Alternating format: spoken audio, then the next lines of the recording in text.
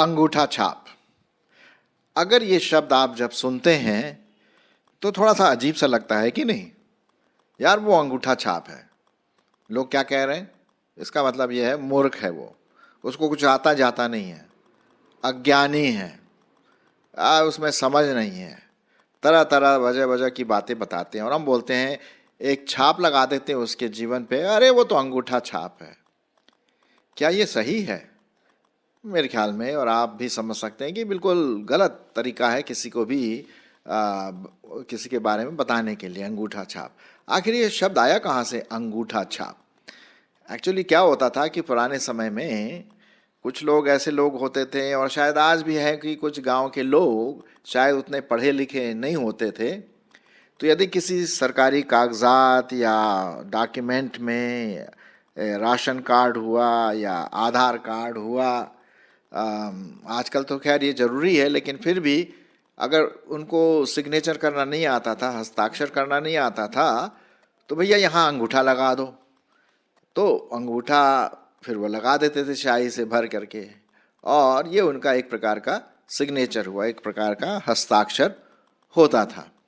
ये तो हुई उन लोगों के बारे में जो उतने पढ़े लिखे ना हो, लेकिन उनके अंगूठे की छाप से ये पता पड़ जाता था कि भाई ये जो डॉक्यूमेंट है, ये अंगूठे का जो छाप है, इसी व्यक्ति का है।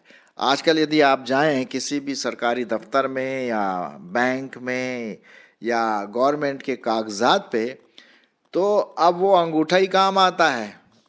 अभी आपकी उंगली ही काम आती है, क्योंकि आपने देखा होगा, अब आपको चाहे कितने ही पीएचडी वाले क्यों ना हो, पढ़े लिखे ना क्यों ना हो, आपको एक कंप्यूटर के द्वारा अपनी उंगली की निशानी रखनी पड़ती। जैसे कि आप यहाँ पर देख रहे हैं, मैंने आपके लिए बना के रखा हुआ है ये छाप, है ना, इसकी लकीरें जो हैं।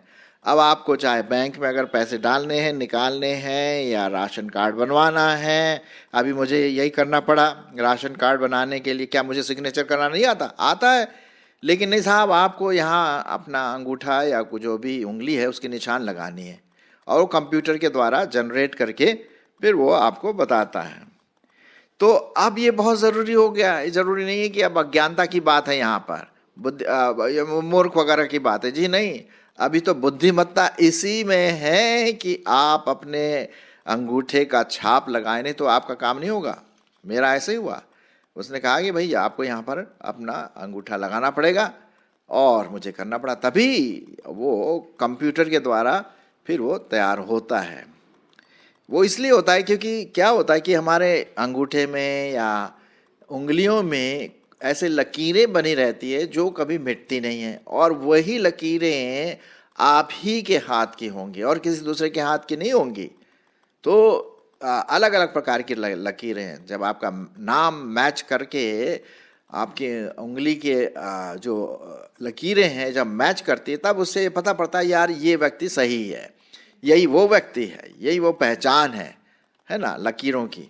तो इसीलिए आजकल ये एक प्रकार का इम्प्रिंट या एक प्रकार का पहचान आज हम ज़रूर करते हैं। ये सबके लिए बहुत ज़रूरी है, बिना इसके तो काम नहीं चलेगा जी हाँ, आप देख लीजिए।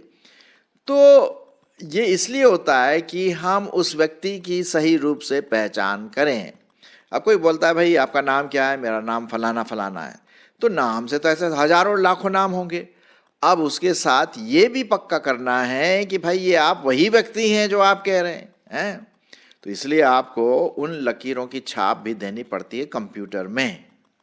तो ये तो हुई सरकारी दस्तावेज में और बैंक में और तरह तरह के कागजात जहाँ डॉक्यूमेंट होते हैं, वहाँ पर ये करना पड़ता है। ये आपका एक प्रकार का पहचान है, एक प्रकार की पहचान है कि आप वही व्यक्ति हैं, उसी व्यक्ति की उंगली के निशान हैं जो सही में ये व्यक्ति जो कहता अपने बारे में। तो ये हमारी पहचान हुई, है ना, गवर्नमेंट में, सरकारी दफ्तर में, लोगों के बीच में। और फिर इस प्रकार से हम अपना लेन देन करते हैं। अब आप सोच रहे होंगे भाई ये उंगलियों के निशान और अंगूठा छाप का क्या मतलब है? भाई आप ठहरिए, मैं आपको बताता हूँ कि इसका एक आत्मिक पहचान भी है। इसको मैं एक आत्मिकता के रूप में भी दिखाना मांगता हूँ। देखिए, जब हम प्रभु यीशु मसीह पर अपना विश्वास रखते हैं, अपने पापों से क्षमा मांगते हैं, प्रभु यीशु मसीह को अपना जीवन देते हैं, तो क्या होता है? परमेश्वर अपनी छाप हमारे जीवनों में डाल देता है और ये कहता है कि ये मेरा बेटा है, ये मेरी बेटी है, इसको अब कोई इधर उधर नहीं ले आ सकता। क्यों? क्योंकि उसने अपनी छाप, अपने प्रेम की छाप हम पर लगा दी गई है। मैं आपके लिए कुछ पदों को पढ़ूंगा ताकि आप इसको और अच्छी तरह से समझ सके। इफिसियों उसका पहला अध्याय, इफिसियों की पत्री बाइबल में, और उसका पहला अध्याय और उसका 3 से 6 पद जरा देख लेते हैं क्या लिखा हुआ है। सुनिए परमेश्वर का वचन क्या कहता है। हमारे परमेश्वर और प्रभु यीशु मसीह के पिता का धन्यवाद हो कि उसने हमें मसीह में स्वर्गीय स्थानों में सब प्रकार की आत्मिक आशीष दी है, जैसा उसने हमें जगत की उत्पत्ति से पहले उसमें चुन लिया कि हम उसकी दृष्टि में पवित्र और निर्दोष हों, और प्रेम में उसने अपनी इच्छा के भले अभिप्राय के अनुसार हमें अपने लिए पहले से ठहराया कि यीशु मसीह के द्वारा हम उसके ले पालक पुत्र हो गए हैं, कि उसके उस अनुग्रह की महिमा की स्तुति हो जिसे उसने हमें अपने प्रिय पुत्र के द्वारा सेंत मेंत में दिया है।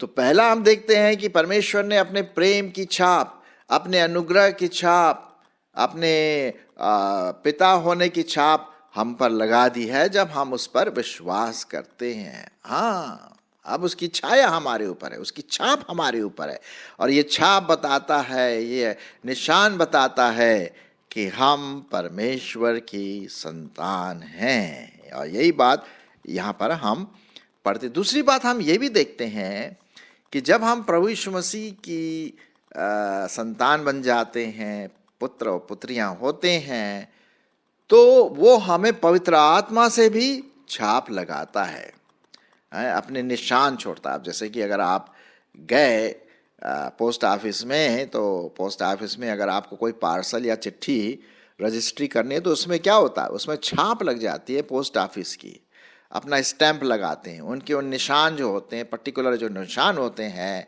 भारतीय सरकार का, तो वो उस पर लग जाता है, ठीक है, उसको कोई मिटा नहीं सकता, और फिर वो उस पोस्ट ऑफिस की प्रॉपर्टी और संपत्ति बन जाती है जब तक कि वो लेटर या पार्सल उस व्यक्ति तक ना पहुंच जाए जिसको आप भेज रहे हैं। ठीक उसी प्रकार से पवित्र आत्मा की छाप, पवित्र आत्मा की निशानी, पवित्र आत्मा की उंगलियों के निशान आपके और मेरे जीवन में आ जाते हैं। जी हाँ, ये कहने के लिए भाई अब ये मेरी प्रॉपर्टी है, अब ये शैतान की प्रॉपर्टी नहीं है, इसको हमने खरीद लिया और इस पर हमारी मोहर लग गई, छाप लग गई, उंगलियों के निशान है पवित्र आत्मा के। चलिए हम इसी के संबंध में कुछ पदों को देख लेते हैं और हम देखते हैं क्या लिखा हुआ। इफिसियों उसका 4 अध्याय और 30 पद। इफिसियों उसका 4 अध्याय और 30 पद क्या लिखा हुआ है? परमेश्वर के पवित्र आत्मा को शोकित मत करो, जिससे तुम पर छुटकारे के दिन के लिए छाप दी गई है। क्या बात है, क्या बात है? वो उद्धार के दिन के लिए छाप दी गई है ना। जब भी परमेश्वर अपना छाप देखता है, बोले हाँ ये मेरा पुत्र है, ये मेरी पुत्री है, मेरा छाप लगा हुआ है, मेरा इम्प्रेशन है, मेरा इम्प्रिंट है कि नहीं, मेरे उंगलियों के निशान है कि इसको मैंने अपने आप में ले लिया। अब जब कभी भी हम बैंक जाएंगे और कुछ पैसा निकालना हो या कुछ ट्रांजैक्शन करना हो या राशन कार्ड हमें देखना है या अगर सरकारी दफ्तर में जाना है, तो भाई अच्छा आप कौन है जी? अच्छा हम ये है। अच्छा जी यहाँ पर अपना वो जो उंगलियों के निशान पहले लगाए थे वो यहीं पर लगाइए, कौन सा उंगली है आप रख दीजिए, उससे पता पड़ जाएगा भैया ये सही व्यक्ति है या गलत व्यक्ति है। हाँ, आप समझ रहे हैं ना। अगर गलत व्यक्ति को तो वो बोल देगा आपका ये जो उंगली के छाप है ना वो नहीं मिल रहा है, नहीं मिल रहा, हाँ नहीं होगा काम। ठीक उसी प्रकार से पवित्र आत्मा का छाप आपके और मेरे जीवन में छुटकारे के दिन के लिए लगा दी गई। जरा और दिन 3-4 और पदों को पढ़ लेते हैं। इफिसियों 1:13-14, इफिसियों की पत्री और उसका पहला अध्याय और उसका 13 से 14 पद देख लेते हैं और वहां पर देखें कि क्या लिखा। और उसी में तुम पर भी जब तुमने सत्य का वचन सुना, जो तुम्हारे उद्धार का सुसमाचार है, और जिस पर तुमने विश्वास किया, प्रतिज्ञा किए हुए पवित्र आत्मा की छाप लग गई है। वह उसके मोल लिए हुए छुटकारे के लिए हमारी विरासत का बयाना है कि उसकी महिमा की स्तुति हो। क्या बात है ना। तो मेरे प्रियो, यहां पर हम देखते हैं कि जब पवित्र आत्मा का छाप, पवित्र आत्मा की निशानी, पवित्र आत्मा की उपस्थिति, प्रेजेंस जब हमारे साथ है, तो हम क्यों कर जानबूझकर पवित्र आत्मा को शोकित करें? नहीं, ये तो नहीं हो सकता। नहीं, ये तो बिल्कुल भी नहीं हो रहा। वही हमने अभी आपके सामने क्या पढ़ा कि हम पवित्र आत्मा को शोकित न करें, क्योंकि ये परमेश्वर का वचन यहाँ पर ये बात लिखता है ना। तो हम जरा देख लेते और भी कई वही जो पुराना वाला मैं आपके लिए पढ़ लेता हूँ। इफिसियों 4:30, इफिसियों उसका 4 अध्याय और 30 पद क्या लिखा है। परमेश्वर के पवित्र आत्मा को शोकित मत करो। क्यों शोकित नहीं करना है भाई? क्योंकि पहले तो इसमें ये वचन दिया है, कमांडमेंट दिया है, आज्ञा दी है। दूसरी बात, हम पवित्र आत्मा से छपाई हुई है हमारी, पवित्र आत्मा ने हमको ले लिया, हम उसके हैं। तो पवित्र आत्मा, पवित्र शब्द आया यहां पर, अपवित्रता में नहीं जाना है। जब हम उल्टे सीधे काम करते हैं, पाप में फंस जाते हैं, तो क्या होता है, हम पवित्र आत्मा को शोकित करते हैं। कभी कभी मैं पाप में गिरा और अपने पाप में गिरने के द्वारा मैंने पवित्र आत्मा को शोकित भी किया। शायद आपके साथ भी यही हुआ होगा, मुझे नहीं पता। लेकिन आपने जानते हैं एक परिवार में क्या होता है, माँ बाप बोलते हैं कि भाई अच्छा काम करो, ठीक से रहो, स्टडी करो, सब हम कुछ देंगे तुम्हारे लिए, तुम सही काम करो, सच बोलो, दूसरों की सहायता करो, चर्च चलो, बाइबल पढ़ो, प्रार्थना करो, ये सब ये माँ बाप बोलते हैं। और अगर हमने कहीं जा कर के झूठ बोल दिया, या एग्ज़ाम में हमने चीटिंग कर ली, या कहीं पुलिस ने पकड़ लिया, और भी कई बातें गलत कामों के द्वारा, तो क्या माँ बाप खुश होंगे? बिल्कुल भी नहीं, बिल्कुल भी नहीं। वो नाराज होंगे, शोकित होंगे, दुखित होंगे। माँ रोने लगेगी कि बेटा क्या इसीलिए हमने तुम्हें पढ़ाया लिखाया। वो शोकित होते हैं। अब इसका मतलब ये नहीं कि वो उनका बेटा नहीं है, बेटी नहीं है, लेकिन शोकित तो है ना। ठीक मेरे प्रियो, पवित्र आत्मा भी शोकित होता है, जिसकी छाप हम पर लगी हुई है। और हम देखते हैं कि जब पवित्र आत्मा की छाप लगी हुई है, तो कैसे हम अपवित्र काम करें। तो ये बात बहुत बहुत इम्पोर्टेंट है कि हम पाप में न गिरें, पाप में न गिरें। हाँ, और जब भी पाप में गिरते हैं तो एकदम से ही हम माफ़ी मांगे, झूठ ना बोलें, दूसरों की सहायता करें जब भी सहायता की जरूरत पड़ती है। प्रभु की महिमा करें। कभी कभी लोग बीड़ी सिगरेट पीने लगते हैं, उल्टे सीधे चीज़ें पीने लगते हैं, शराब। क्या ये पवित्र आत्मा को खुश करता? नहीं, शोकित, ये शोकित करता है। गलत तरीकों से पैसे कमाना पवित्र आत्मा को शोकित करता है ना। उल्टे सीधे मोबाइल में पिक्चर देखना पवित्र आत्मा को शोकित करता है।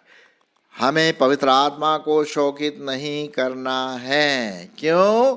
क्योंकि हमारे जीवन में पवित्र आत्मा की छाप, पवित्र आत्मा की निशानी, पवित्र आत्मा की उंगली, पवित्र आत्मा की उपस्थिति हमारे जीवनों में है। हाँ, तो ये बहुत ज़रूरी है कि हम इन बातों में ना गिरे। एक दो पद और मैं आपके सामने पढ़ना मांगता हूँ इसी से संबंधित, कि जो निशान है परमेश्वर की उपस्थिति का वो हम हमेशा लेकर के चलें। दूसरा कुरिन्थियों 1:22, दूसरा कुरिन्थियों उसका पहला अध्याय और 22 पद क्या लिखा हुआ है जरा सुन लेते हैं। यहाँ पर लिखा हुआ है 21 से मैं पढ़ लेता हूँ, 21 और 22। दूसरा कुरिन्थियों पहला अध्याय 21 और 22।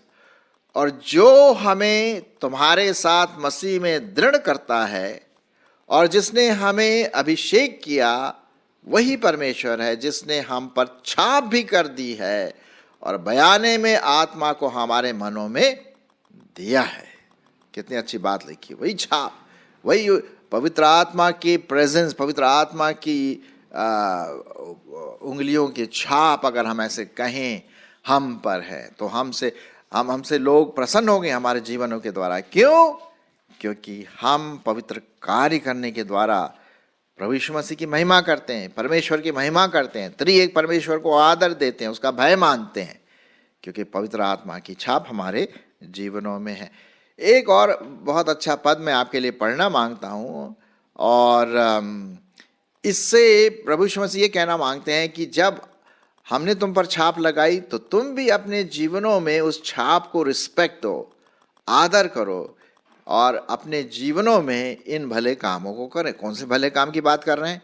चलिए आइए देख लेते हैं। यूहन्ना उसका 13 अध्याय, यूहन्ना उसका 13 अध्याय और 34 और 35 पद। यूहन्ना उसका 13 अध्याय 34 और 35 पद। जब परमेश्वर ने हम पर छाप लगाया तो हम भी अपने छाप को ले हुए दूसरों जो अविश्वासी हैं विश्वासी हैं, इन छाप के द्वारा ये बताए भैया कि मैं प्रभु का हूँ, मैं परमेश्वर का हूँ, मेरा उद्धार हो चुका है, नया जीवन है, पवित्र जीवन है, बोल चाल व्यवहार मानसिकता सब पवित्र आत्मा के द्वारा है? चलिए देख लेते हैं। यूहन्ना उसका 13वां अध्याय और 34 और 35 पद। मैं तुम्हें एक नई आज्ञा देता हूं, प्रभु यीशु मसीह कह रहे हैं यहां पर, मैं तुम्हें एक नई आज्ञा देता हूं कि एक दूसरे से प्रेम रखो। जैसा मैंने तुमसे प्रेम रखा है वैसा ही तुम भी एक दूसरे से प्रेम रखो। यदि आपस में प्रेम रखोगे तो इसी से सब जानेंगे भाई तुम मेरे चेले हो। हाँ, ये प्रेम क्या है? परमेश्वर की छाप है। तो जब हम परमेश्वर की छाप अर्थात आपसी प्रेम रखते हैं, अगापे प्रेम, बलिदान वाला प्रेम जिसे हम कहते हैं, तो इसी से लोग जानेंगे भैया ये प्रभु यीशु मसीह के चेले हैं, प्रभु को प्यार करने वाले हैं, पवित्र जीवन जीने वाले हैं, उल्टे सीधे काम करने वाले नहीं हैं। ये अलग प्रकार के लोग हैं। हाँ, यदि आपस में प्रेम रखोगे तो इसी से सब जानेंगे कि तुम मेरे चेले हो। कितनी अच्छी बात है। सो मेरे प्रियो, आज हमने देखा, पहले हमने शुरुआत की थी अंगूठा छाप, है ना। पुराने समय में तो यही इस्तेमाल करते थे, भैया वो अंगूठा छाप है, अरे अज्ञानी है, उसको कुछ आता जाता नहीं, वो अपना नाम नहीं लिख पाता ना, तो इसलिए वो अंगूठे का छाप लगा था। आज वही चीज कंप्यूटर में हमें इस्तेमाल करना पड़ता है। अब आपको ज्ञानी और अज्ञानी की बात नहीं है, आपकी पहचान है। कंप्यूटर में जब आप उंगली के निशान छोड़ते हैं, आपको भी अपना अंगूठा देना पड़ता। अभी मुझे देना पड़ा, कल की बात है। वो बोला आप यहाँ पर अपना छाप लगाइए, लगा दिया जाए, तभी वो हमारा काम होता है। तो उसी प्रकार से परमेश्वर भी हमारे जीवन में क्या करता है? छाप लगाता है, पहचान लगा देता है कि ये पवित्र आत्मा की संपत्ति है, ये परमेश्वर की संपत्ति है, ये प्रभु यीशु मसीह की संपत्ति है।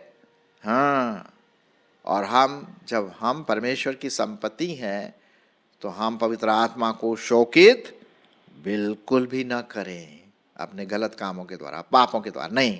पवित्र आत्मा, आप देखा हो ना, पवित्र आत्मा, पवित्रता लिखा हुआ है, पवित्र बनो क्योंकि मैं यहोवा पवित्र हूँ। हमारे विचारों में, हमारी कल्पनाओं में, हमारे बातचीत में, हमारे व्यवहारिक जीवन में हम पवित्र बनते जाए, जिससे पवित्र आत्मा की महिमा हो, प्रभु यीशु मसीह की महिमा हो, क्योंकि उसी की छाप, उसी की लाइनिंग, उसी के उंगली के निशान प्रत्येक विश्वासी के ऊपर लगी हुई है। मेरी आशा है कि आपके जीवन में भी ऐसा ही है ना।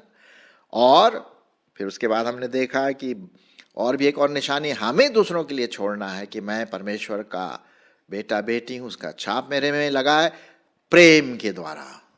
चाहे विश्वासी हो अविश्वासी हो, हमें सबके प्रति वही परमेश्वर का प्रेम दिखाना है।